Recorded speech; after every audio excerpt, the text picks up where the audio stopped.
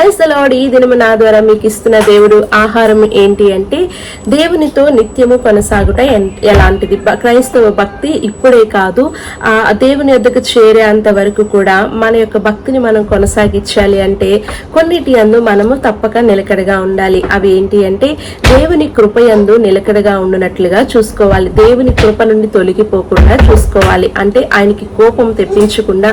ఎప్పుడు మనం కృప నుండి తొలగిపోతామంటే మాటి మాటికి ఆయన్ని విసిగించి ఆయన కోపాగ్నికి గురి అయినప్పుడు మనము కృప నుండి తొలగిపోతాం అన్నమాట. కాబట్టి దేవుని దగ్గర నుంచి వచ్చి ఆ కృప యందు మనం నిలకడగా ఉండేటట్టు చూసుకోవాలి.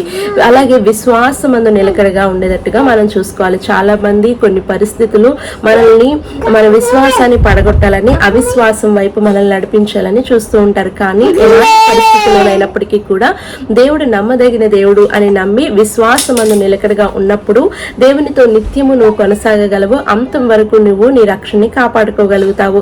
ఇంకా నేర్చుకునే విషయంలో నువ్వు నిలకడగా ఉండాలి. దేవుని గురించి, భక్తిని గురించి, పరిశుద్ధాత్మని గురించి, విశ్వాసం గురించి నువ్వు నేర్చుకుంటూ ఉన్నప్పుడు పక్కకి తొలగిపోకుండా దాని యందు స్థిరంగా ఉన్నట్లుగా నువ్వు చూసుకోవాలి. ఇంకా క్రీస్తు ప్రేమలో నిలకడగా ఉన్నట్లుగా నువ్వు చూసుకోవాలి. క్రీస్తు ప్రేమ యందు నువ్వు నిలకడగా ఉన్నప్పుడు మాత్రమే ఆయన యొక్క ప్రేమను పంచే విషయంలో నువ్వు దేవుని యొక్క సాక్షిగా నడుచుకోగలుగుతావు.